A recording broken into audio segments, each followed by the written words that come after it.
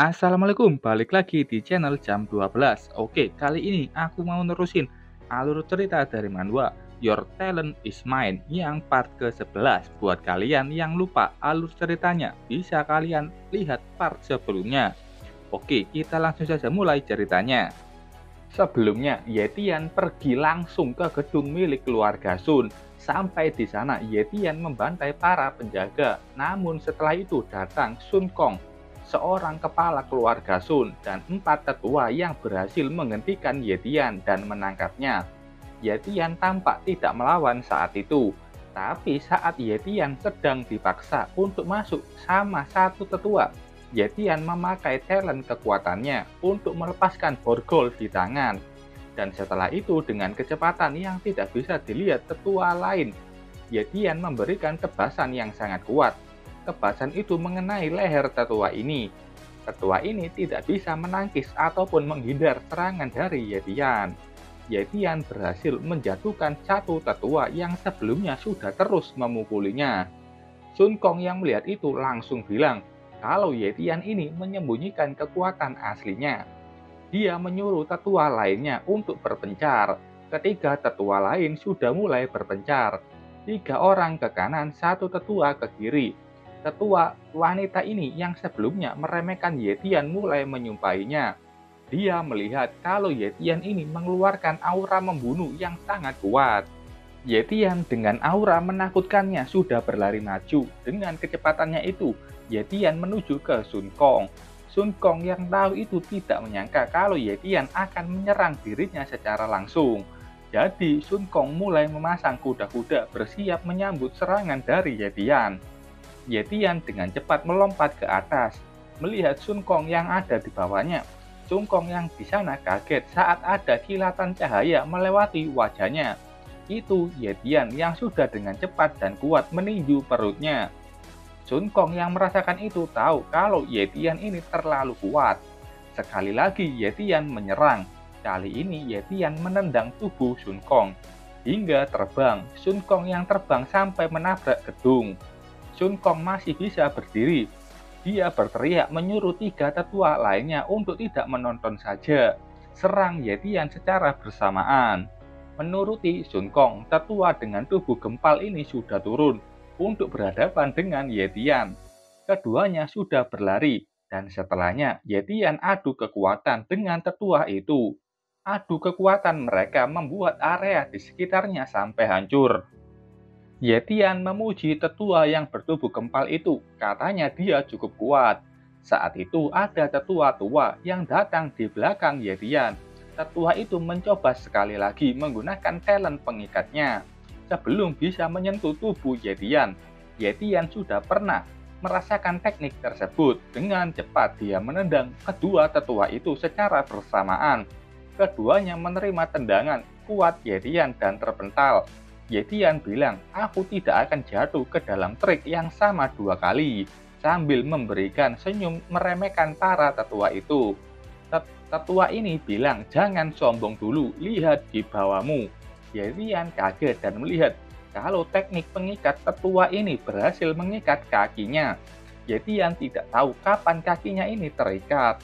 Saat itu tetua wanita bilang, betapa banyaknya kematian. Sekarang giliranku menjaga kalian. Para mayat penjaga tampak menjadi kering. Ada aura hitam yang keluar dari tubuh mereka. Sekarang giliranku. Tetua wanita ini menggunakan kekuatannya yang membentuk 2 kepala naga dengan corak hitam dan merah. Yetian dengan mudah melepaskan ikatan pada kakinya. Yetian ingin mundur dulu menghindari teknik tersebut karena dia tahu kalau teknik itu sepertinya sangat berbahaya. Tapi belum cukup jauh dari tempatnya, Yetian kaget dengan 2 kepala naga itu yang sudah dengan cepat berada di depannya. Yetian hanya bisa berkata kasar. Setelah itu dia tertelan kepala naga dan terjadilah ledakan besar. Teknik itu diberi nama Blast of Death. Sementara itu di Martial Pavilion, ledakan dari skill Blast of Death terlihat dari situ. Yueling melihat itu dengan matanya sendiri dan dia penasaran. Siapa orang yang begitu arogan di kota Jinhai? Saat itu Xiao Yu datang sambil mengatakan, Kalau Great Warrior dari keluarga Lin atau Lin Ze meminta untuk bertemu dengan Yueling. Yueling pusing. Kenapa orang tua itu datang lagi dan tidak ingin bertemu dengannya? Xiao Yu bilang kalau Lin Ze tidak sendirian, dia membawa adik Yetian kemari. Xiao Yu tidak tahu apa yang terjadi. Mendengar itu, Yueling mulai tertarik.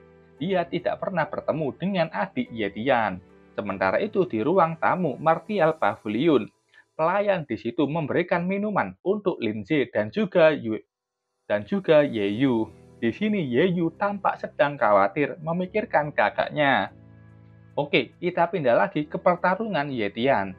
Di sini Yetian setelah terkena teknik kuat sudah tidak bisa bergerak lagi dan tubuhnya mulai jatuh ke tanah. Yetian dengan wajah sekaratnya sudah tidak bisa bangun lagi. Kakek tua ini bilang, seperti yang diharapkan dari tetua Sun Ling.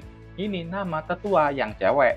Katanya, bahkan warrior tingkat Ancestor tidak akan bisa lari dari ledakan itu.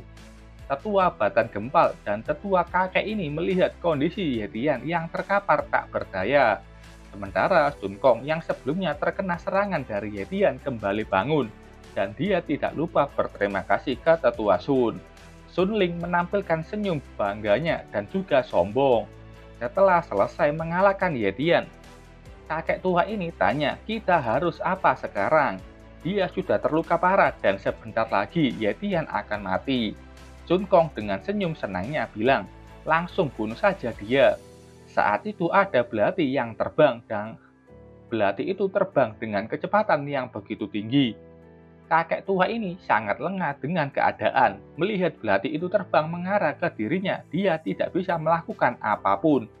Belati itu sudah menancap ke tubuhnya. Bakat pemulihan tingkat tinggi. Yetian mendapatkan ini dari monster Turritopsis nutricula. Yetian tertawa senang dengan kehebatan bakat pemulihan. Kakek tua yang terkena belati itu terus terbang karena serangan belati sampai tubuhnya menancap di gedung. Kejadian itu membuat 3 orang ini kaget bukan main. Apa yang sebenarnya terjadi? Kakek tua yang terkena serangan itu sudah menutup matanya menyusul tetua lainnya. Tetua lain menoleh ke tempat Yetian. Dia melihat kalau Yetian sudah menghilang dari tempatnya. Dia langsung tahu kalau Yetian itu masih hidup. Tampak Yetian sudah terbang dan dengan kekuatan penuhnya menghantam kepala tetua gempal itu. Tetua bertubuh gempal tidak bisa apa-apa. Dia menerima benturan keras di kepalanya. Yetian tidak berhenti di situ. Yetian mulai beralih ke mangsa yang lain. Belati itu yang sebelumnya menancap ke tubuh kakek tua sudah kembali ke tangan Yetian. Yetian sudah menyiapkan serangannya dan kali ini tujuannya adalah Sun Ling. Yetian sudah menebaskan belatinya dan Sun Ling yang tampak lengah tidak bisa mengelak dan merelakan lehernya terpotong oleh Yetian. Yetian berhenti sejenak sambil melihat ekspresi Sun Kong. Sun Kong tidak bisa menyangka tetua Sun Ling akan berakhir begitu mudah di tangan Yetian. Yetian bilang, sekarang giliranmu. Sun Kong terjatuh ketakutan melihat Yetian. Sun Kong tidak mau mati dengan mudah, jadi dia mengeluarkan senjata kapaknya. Dan dia mulai maju untuk melawan Yetian. Siapa tahu dia bisa menang. Tapi hasilnya, Yetian dengan sangat-sangat mudah menebas mati Sun Kong. Serangan Sun Kong begitu sederhana, sampai Yetian tidak perlu susah payah untuk membunuhnya. Setelah mengalahkan semua tetua dari keluarga Sun, begitu juga dengan kepala keluarganya. Saat itu, dari kejauhan datang sang penerus keluarga Sun. Sun Feng yang sebelumnya berada di toko keluarganya sudah kembali pulang. Bukannya disambut dengan riang oleh ayahnya. Sun Feng malah melihat keadaan ayahnya yang sudah di neraka. Sun Feng sangat marah dan sedih melihat itu. Sementara Yetian yang melihat Sun Feng dengan tawa senangnya. Yetian bertanya, "Oh, bukannya kau tuan muda Sun?" Sun Feng sendiri masih kaget dengan kondisi ayahnya. Yetian menjelaskan, "Itu bagus, jadinya aku tidak perlu repot-repot mencarimu." Sun Feng saat itu melihat bagaimana Yetian yang menginjak tubuh ayahnya. Dia begitu marah dan sudah melesat maju. Sun Feng sudah di hadapan Ye Tian. Dia menyiapkan tinjunya dan menyuruh Ye Tian untuk menyingkirkan kaki kotornya dari tubuh ayahnya. Ye Tian dengan sangat mudah menghindari pukulan dari Sun Feng. Setelah itu Ye Tian menggunakan bakat kekuatan. Ye Tian melesatkan pukulan ke perut Sun Feng. Efeknya benar-benar kuat, membuat Sun Feng langsung kesakitan. Sun Feng terjatuh tertunduk. Dia tidak tahu kenapa perbedaan kekuatannya dengan Ye Tian begitu jauh, dan mulai bertanya-tanya, apakah Ye Tian sebenarnya itu monster. Sun Feng sudah menyerah dan dalam hatinya dia hanya meminta maaf ke ayahnya karena Sun Feng lemah tidak bisa membalaskan dendam ke Ye Tian. Ye Tian mengambil kepala Sun Feng. Jadi kau sudah menyerah. Kalau begitu aku akan mengirimmu ke neraka sekarang untuk bertemu dengan ayahmu. Dengan tawa kejamnya, Ye Tian sudah siap memenggal kepala Sun Feng. Sebelum belatinya sampai ke leher Sun Feng, Ye Tian melompat menjauh dari tempatnya. Dia merasakan ada sesuatu yang akan datang, dan saat itu ada petir yang terjatuh di tempat Ye Tian sebelumnya. Ye Tian melompat ke atas tiang jalan. Melihat siapa yang datang, dia melihat langit malam mulai menjadi hitam.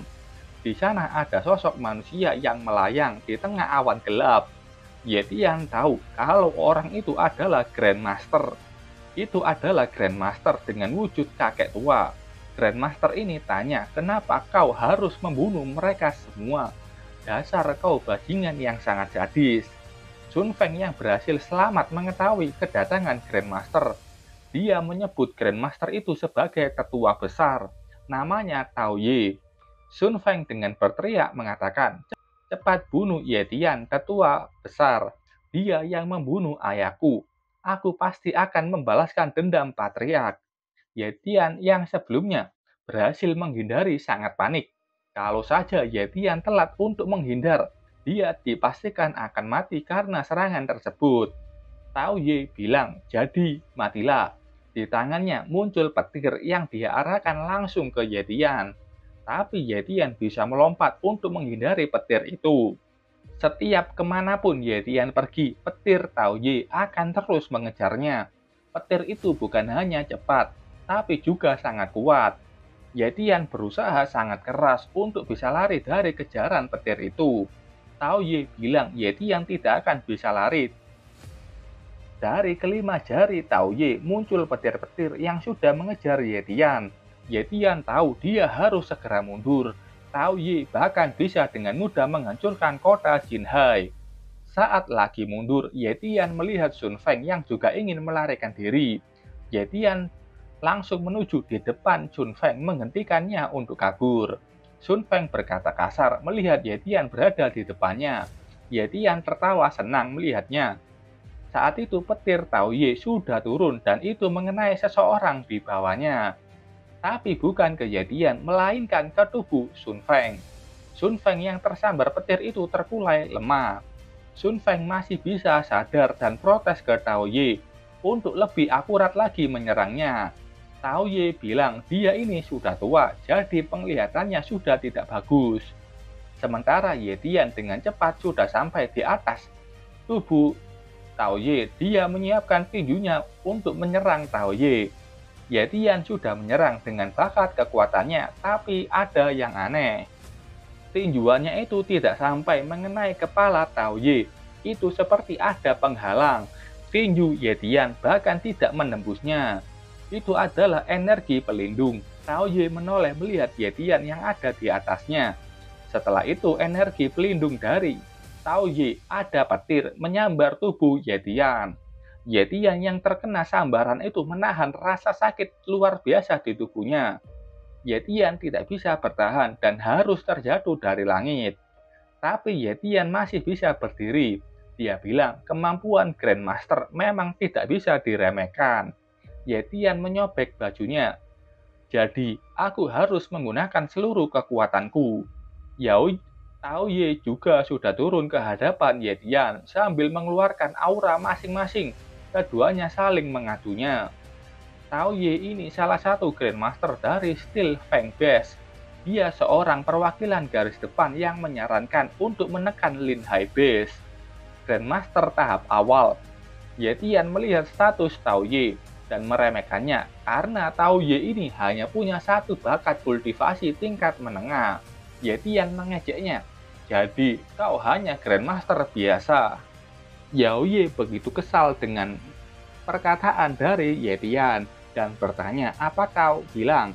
Aku bilang kau itu sudah bekerja keras sepanjang hidupmu dan akhirnya bisa mencapai tingkat Grandmaster di usiamu yang sudah tua. Yetian bilang memperingatinya supaya untuk tidak ikut campur urusan mereka. Kalau kau lumpuh setelah pertarungan ini, tidak akan ada orang yang mau merawatmu sampai mati. Saat itu Sun Feng ikut berbicara. Dia bilang kalau Yetian terlalu sombong dan sudah menginjak-injak harga diri dari Steel Fang Base.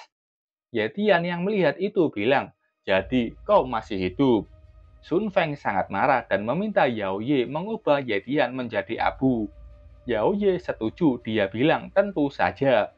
Dengan cepat dia membuat serangan bola petir. Yetian dengan refleks cepatnya sudah menghindari serangan itu. Dengan melompat memutar tubuhnya, Yetian menoleh dan melihat efek serangan dari Yao Ye. Yao Ye memuji kecepatan Yetian yang bisa menghindari serangan tiba-tibanya. Terima kasih atas pujiannya, kata Yetian yang sudah berada di belakang Yao Ye. Yetian sudah berlari dengan menendang tepat di wajah Yao Ye. Yao Ye bilang sambil meremehkan Yetian, kau ini terlalu percaya diri. Yetian menambahkan bakat kekuatan tingkat tinggi ke tendangannya itu. Dan karena itu membuat tubuh Yao Ye terbang. Padahal sebelumnya dia meremehkan tendangan itu. Yao Ye yang terkena serangan itu bertanya apa yang terjadi, bagaimana bisa tiba-tiba kekuatan Yetian meningkat. Yao Ye berdiri dan menyimpulkan kalau Yetian ini bukan kultivator biasa.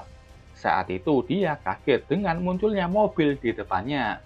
Itu ulah Yetian yang melemparkan mobil ke arah Yao Ye. Yao Ye di sini bisa melompat untuk menghindari mobil itu. Yao Ye mengarahkan tangannya ke Yetian. Yetian tahu kalau Yao Ye menggunakan kekuatan pikiran Grandmaster. Karena hal itu, Yetian tidak bisa menahan kekuatan pikiran dari Yao Ye dan membuatnya terhenti.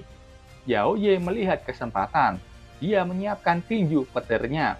Dan setelahnya, Yao Ye sudah meninju wajah Yetian dengan tinju petirnya. Belum sampai di situ, Yao Ye menangkap kaki Yetian, membanting tubuh Yetian ke tanah dengan begitu keras. Setelahnya, Yao Ye membuat bola petir. Nama tekniknya Myriad Thunder Struck. Teknik petir yang begitu kuat dia hantamkan ke tubuh Yetian. Dan efek petirnya sampai menyebar ke atas langit. Oke, itu tadi alur cerita nanggung dari manhwa ini. Karena manhwa ini update-nya cukup lama, jadi aku harus potong di sini. Untuk update selanjutnya tunggu saja. Terima kasih buat kalian yang sudah nonton videonya sampai selesai. Salam jam 12. Bye-bye.